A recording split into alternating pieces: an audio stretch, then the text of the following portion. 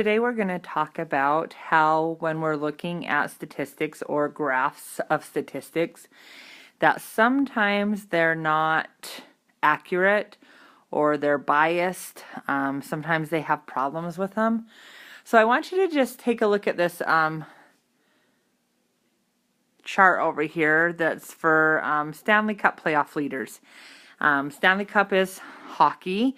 And if you look at Wayne Gretzky here, he has 380 points. And then if you look over here at Paul Coffey over here, he has about probably close to 200 points if you look at the axis over here to figure out what he has. But let's just take a look at the accuracy of the graph and see what we think.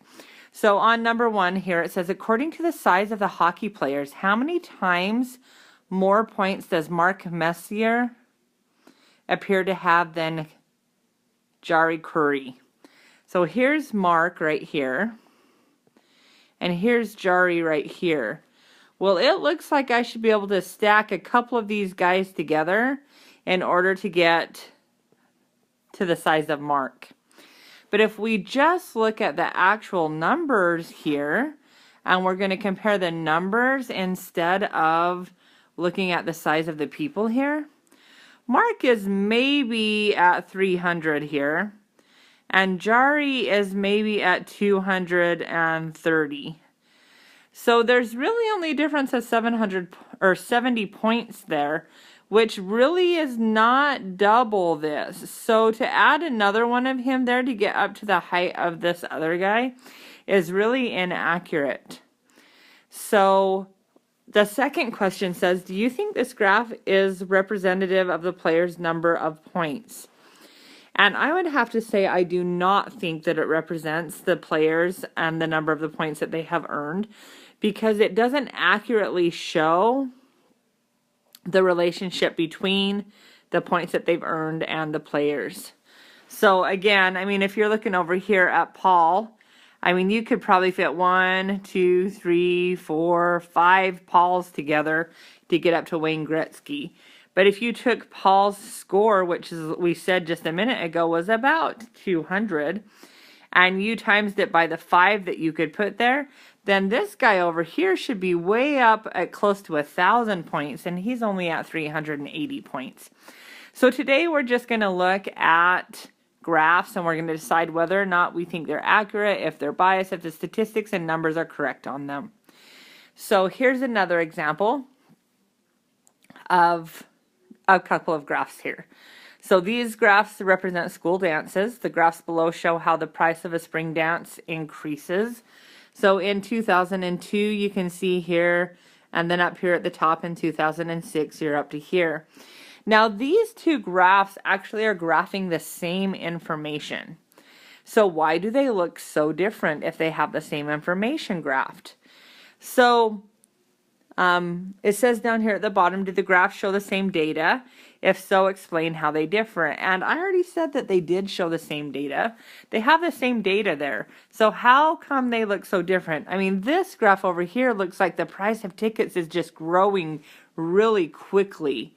And over on this graph, it kind of looks like the price of tickets is just kind of leveled out and kind of growing, but not growing super quickly. I mean, compared to the slope of this graph. So what makes them look different? Well, what makes them look different is the way that we count on our axis. So over here, we're counting by $4 for the price of tickets.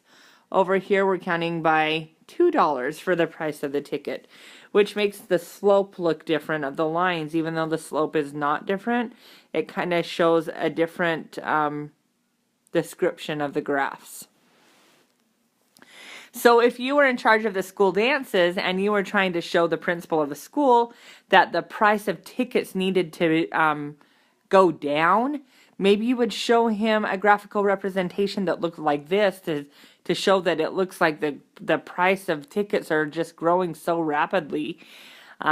So you can use graphs to kind of get the point across that you want to get across.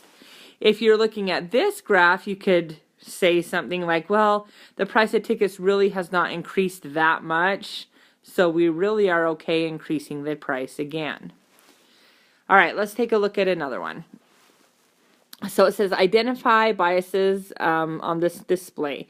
So the display over here says, do you use the fitness room? And here's 338 people said yes, and 116 people say no. So let's kind of just look at this and read it and see what happens. So it says fitness.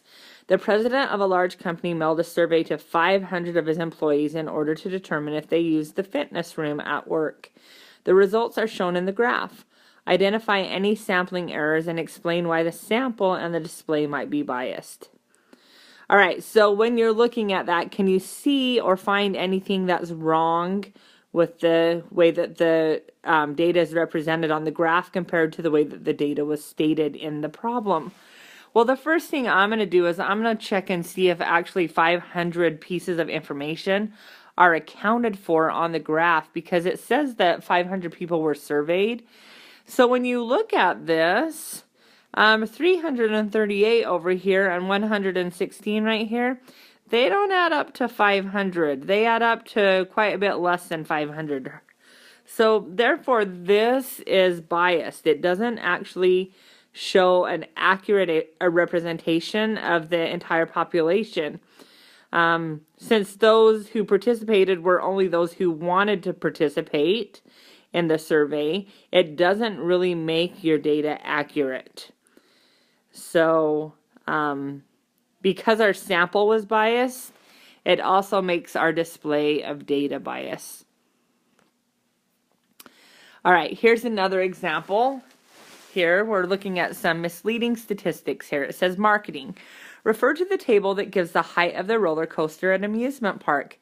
The park boasts that the average height of the roller coasters is 170 feet. Explain how this is misleading. So let's just go ahead and take a look at the height of all of the roller coasters. The height of the Viper is 109 feet. The height of the Monster is 135 feet. 115 feet for the Red Zip. 365 feet for the Tornado. And then 126 feet for the Riptide. Now, if we're looking at the actual data there, a better representation of the heights would seem to me that they should be closer to 100 or 120, because 4 of the 5 heights of the roller coasters are in that range of numbers. So how did they use statistics to get their point across? Well, they actually found the mean, or the average of the numbers. When they found the mean, they got the average of 170 feet, which actually seems very high compared to the rest of the numbers. So the choice to use mean here made our statistics inaccurate, or maybe not as truthful as they could be.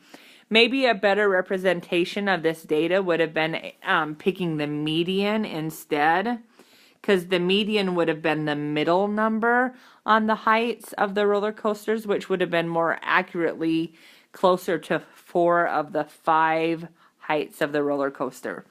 So again, really what we're looking at today is we're just trying to decide, is our data accurate? Was our sample accurate? Is the way that our information and data portrayed accurately in graphs and pictures? So that's kind of what we're looking for on today's worksheet. So good luck on your homework. Thanks for watching.